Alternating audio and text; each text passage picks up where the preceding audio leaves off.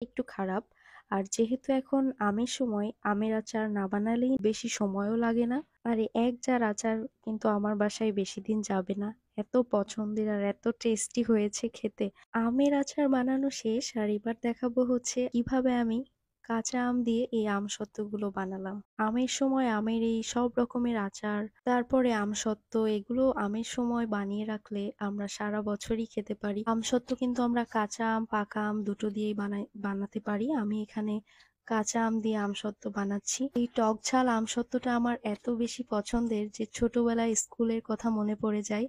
যখন আমরা স্কুল ব্যাগের মধ্যে প্রাণ ম্যাঙ্গো বার নিয়ে ঘুরতাম, ক্লাসের ফাঁকে ফাঁকে ব্যাগ থেকে বের করে একটু কামড় দিয়ে আবার রেখে দিতাম ব্যাগে, সেই আমসত্ত্ব খাওয়ার কথাটা মনে পড়ে গেল।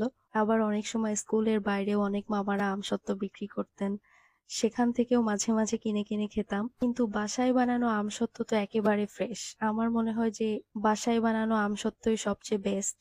এই আমগুলো সিদ্ধ হতে কিন্তু খুব বেশি সময় লাগবে না, 7 থেকে 8 মিনিটেই কিন্তু আমটা সিদ্ধ হয়ে গিয়েছিল। এবার আমগুলোকে কড়াইয়ে দিয়ে দিলাম আর 4 থেকে 5 মিনিট নেড়ে চেড়ে কাপ চিনি দিয়ে দিব, মরিচের গুঁড়া, সামান্য বিট লবণ দেওয়ার পরে এটাকে ভালোভাবে মিক্স করে টেস্ট করে নিব। পরে আমি আবার স্বাদ মতো করে চিনি আর মরিচের গুঁড়ো অ্যাড করে নিতে পারবো। আর এখন এটাকে 10 থেকে 15 মিনিট ভালো করে রান্না করে নিব। এই সময় কিন্তু খুব সাবধানে অনবরত নাড়তে থাকতে হবে, কারণ আমগুলো এই সময় অনেক বেশি ছোটাছুটি করতে থাকে। আর আমের পিউরিটা কিন্তু রেডি। এরকম একটা প্লেটে অয়েল ব্রাশ করে তারপরে পিউরিটাকে এভাবে ছড়িয়ে দিব, তারপরে কড়া রোদে শুকিয়ে নিব।